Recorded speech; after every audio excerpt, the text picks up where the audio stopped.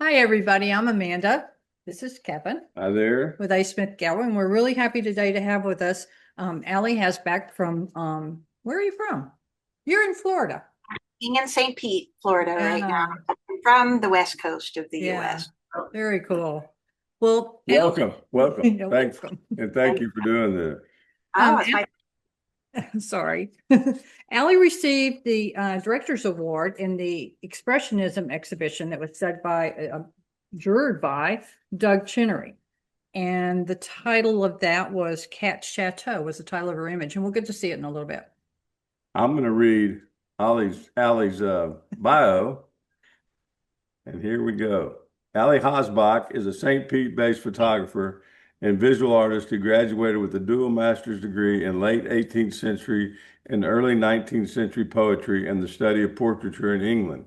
She translated her passion for all things faces into a dedicated portrait studio, photographing musicians and in particular guitar players.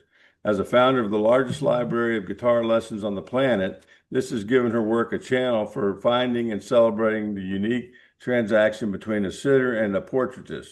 When not shooting people, she loves to travel, using her camera to weave new images of distant shores, creating her own photographic textiles. In many ways, she has come full circle and stepped back into the world she once studied, but doing so in a modern way with a fresh interpretation. You can find her work online, in galleries, and on myriad album covers around the world. Wow. Very cool. Yeah. Well, if you would like to read your artist statement for us, that'd be wonderful. Sure, that's great.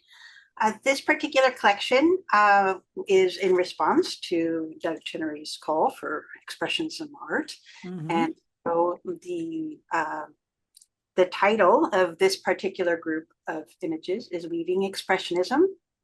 And so I'll give you a little bit of background about what I was thinking about here with these. But as Kevin mentioned, I am a St. Pete photographer, visual artist, and traveler. I'm inspired by textiles, music, portraiture, and urban landscapes. And these inspirations often intersect and manifest themselves in my photography in abstract ways. This woven imagery gives me the greatest freedom and improvisational expression.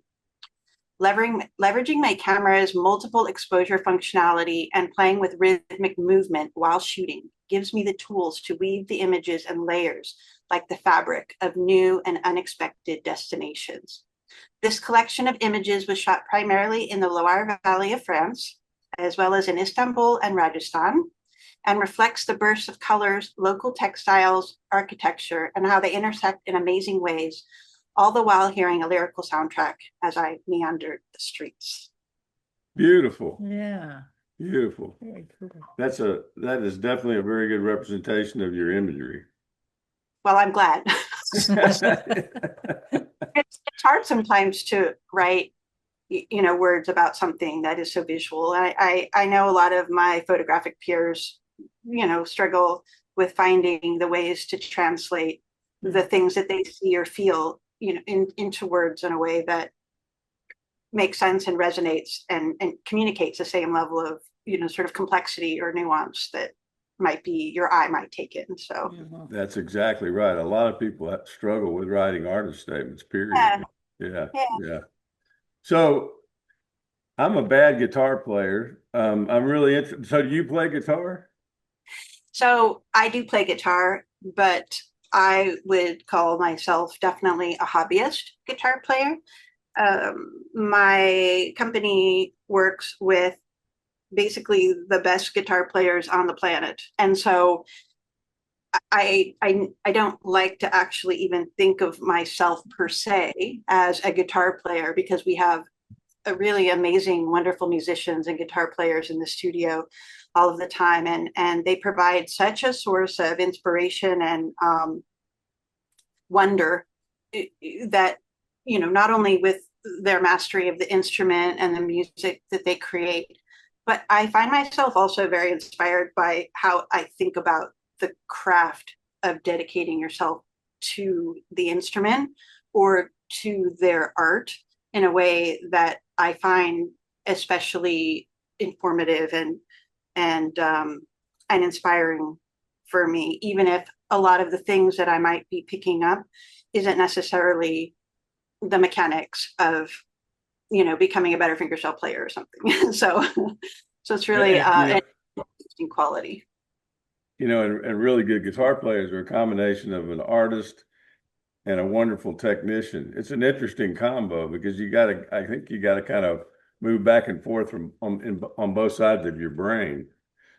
Yes, and to be able to do it with the dexterity so that they can, and they often say that for a lot of people who are studying music, you have to you're always thinking about the mechanics or the theory or the technique of what you're doing. And at the same time, they've managed to transcend all of that to be very improvisational and to be free in the tools in order to be able to most express themselves. And I think that is a large extent of seeing that dynamic and recognizing the importance of that notion. In order to be able to say more, you also have to also be a little bit more free with, how you're leveraging the tools. So I think that's an analogy with someone who is a master musician in how, one is thinking about how that applies to their art or their craft that they're, sort of working on. Makes sense. Well, if you want to give a plug to your business, you can tell us the name of it. Okay. Well, the company is called TrueFire. So if anybody is interested in learning how to play guitar, it is the largest library. So there's all styles and all levels. And so whether you want to pick up fingerstyle or you want to shred, there's all kinds of material there. There's over 80,000 lessons, and we work with over 100 artists. And there's also things that are beyond guitar, like, bass, mostly stringed instruments, bass, ukulele, mandolin. So it's not just strictly guitar, but it's a wonderful place for somebody who is trying to learn guitar to be able to connect with so many wonderful teachers. And well, that's fantastic. It really is. Yeah. I wish I would have found that 30 years ago.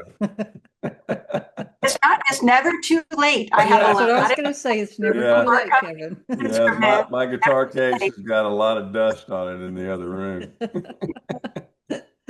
All right. Well, we're going to screen share your images. Okay, great. Well, I'm going to ask a few questions. So let me put my glasses on so I can read. Okay. Reading your bio and artist statement and looking at your images, I get the impression that you're an artistic empath, that your work is intuitive, and as a result, there is a controlled spontaneity to your process.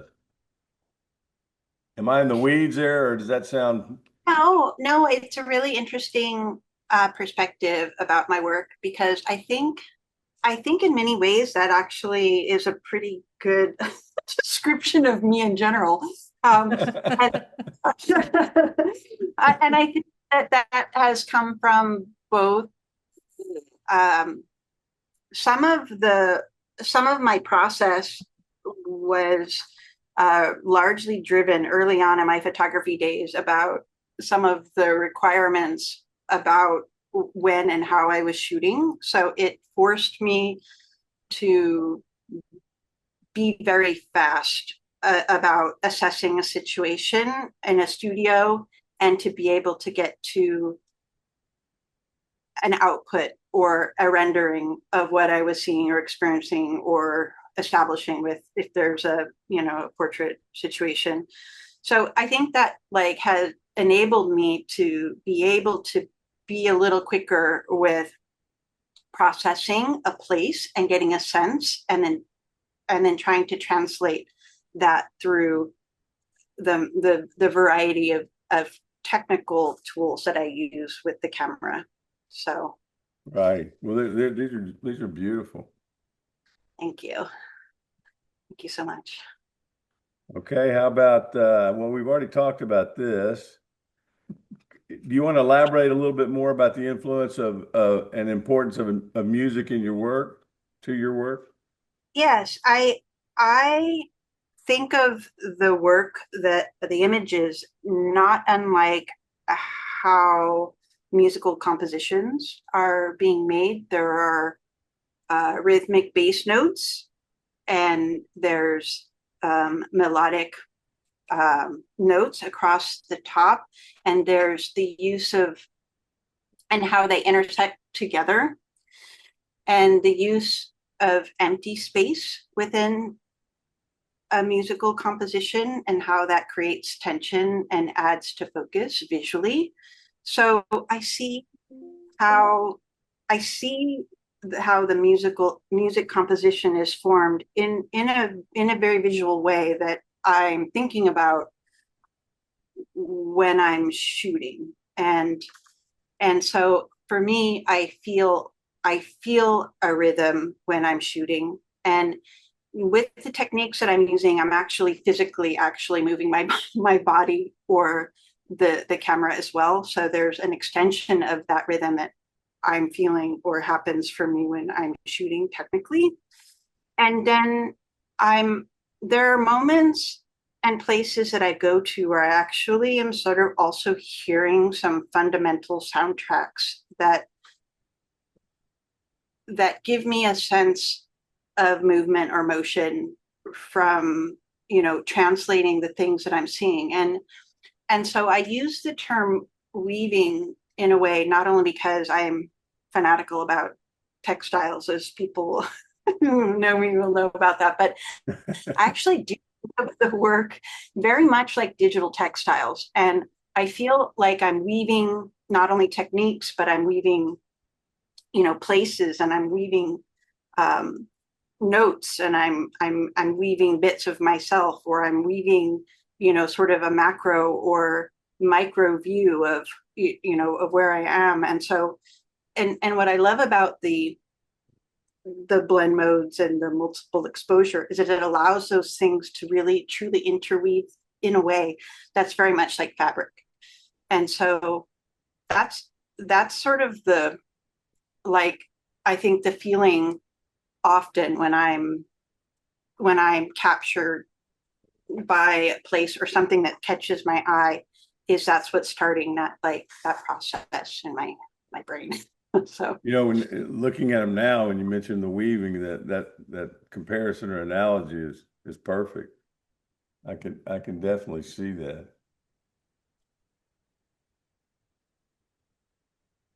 How about one last question? mm-hmm. How have you integrated your studies of 19th century poetry and portraiture into your work? So I was a student who was enrolled in a PhD program, portraiture, and I spent many wonderful years in the library, and was fortunate enough to see a lot of art that contributed to the research that I was doing. And ultimately, I decided that I was spending all that time in the library only to learn that I was going to have to spend the rest of my life in the library.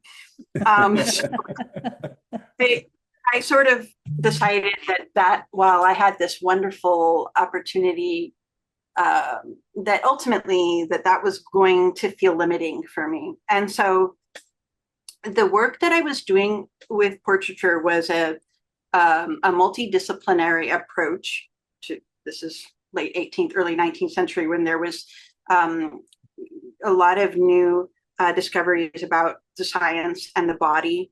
And there was also the way that portraits became something a little closer to what we know today in terms of how the person identifies themselves and how they want to translate that communication to this, either to the painter who's had the commission, or people for them to view on how that works. And there was starting to be choices made by, the painter on how to translate what they were seeing inside in a more external way. So making something really unique and special about the sitter and translating that in innovative, for them, innovative ways about how the body and the person, then the soul and the essence of what made that person unique to the world at large. And so for me, I have always been really interested in this notion of that translation and that relationship between somebody who's either, in my case, shooting portraits and the sitter, and to look at a body of work and to, yes, be able to tell that the shooter or the portraitist had a certain approach, or you can sort of tell their work. And at the same time, more importantly, how somebody could look at that photo and to see something of the person if you know them. And so for me, that was like, so for me, when I'm shooting, I shoot a lot of people and the guitarists and the musicians that come in. And so for me, it's about that like exchange of how to translate that relationship so that I can show other people like something unique and beautiful about that particular artist. And so that concept of being able to have in that moment to translate something that's not seen into something that becomes seen was a really kind of cool concept for me. And I think became sort of one of the foundational tenets of how I think about my work is being able to make that translation of a place, of a person, and being able to share something with others who maybe weren't there, who see something below the surface, or that maybe not as evident. Wow. That's you're a wonderful communicator. That's wonderful. Well, I hope it made sense. Absolutely. So, but you don't have an art background necessarily. Of the portraits? No, just art in general. Do I have? I'm sorry. Oh, an art. You didn't study art. You don't have an art background necessarily. It's art history. So yeah, art history, right? Which is yes, art history. Yes. Well, you've certainly got a wonderful sense of color, and your design sense is great. Thank you. Is there anything else you'd like to say about the work? I think the thing about the work that I think might resonate with other people is this notion of the evolution of yourself or your work, and that like you being in a constant state of openness and allowing yourself to try new things and to grow, or to certainly rely on certain things that you feel like you have some good foundations in. But I that is also a thing that I found most interesting about a lot of the artists that I work with, is that you think they know everything, and they are in this constant state of looking for new ways to do something new to inspire them, a new collaboration, like a new tip, something that they hear that they want to integrate. And so I think for me, as like a life lesson, as somebody who considers himself an artist and is on a journey of where they are in their life and in their art, is that there is no destination and there's no end. And that's a beautiful thing. And you can continue to grow and evolve and sharpen certain areas of your thinking, certainly, but it gives you an opportunity to really to always have new things that you see and new ways of expressing that.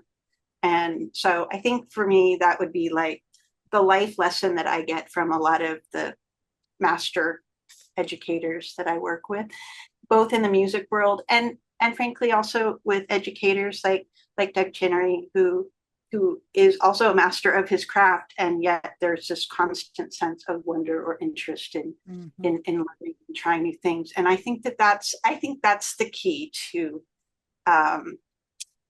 to life in general, but also certainly to when you're working on your craft, you know, how you continue to grow and evolve as an artist. I guess it's loving the journey and not being too fixated on the destination. Yes. Yes, I think that's true. Yes. This is the one that It is. got in the show, yeah. Yes, that's Chateau. That's Catherine Medici's Chateau. That's Kat's garden and her chateau. Not super evident necessarily according to the the holiday logs, but but yes, that's Kat's Chateau. Was a beautiful image. Thank They you. are. Yeah, they all are. Yeah, I'm actually more of a painter than a photographer. You have a painter's soul. You're painting all along here. Mhm. Well, Ali, it's been great. Thank you very much. Oh, it's my pleasure. It's a real honor to be able to hang out and talk about art with people who share a like interest, and you know, it's a very special thing, especially these days, to be able to connect and you know, have a meaningful positive, you know, communication. That's So, absolutely true. That's definitely. Well, my we're pleasure. glad we connected with you. Yeah. This is great hanging out with you, and feel free to give me a shout anytime. Okay. And if you want to get back to some guitar. I'll have to check that out. I'll hook you up, Kevin. I'll hook you up. Okay. I got to get calluses on my fingers again. I'll do that first. Okay. All right. All right. Sounds good. All Thanks right. so much. You take care. Yeah, thank you. All right. Thanks You guys again. take care. Bye-bye. Bye.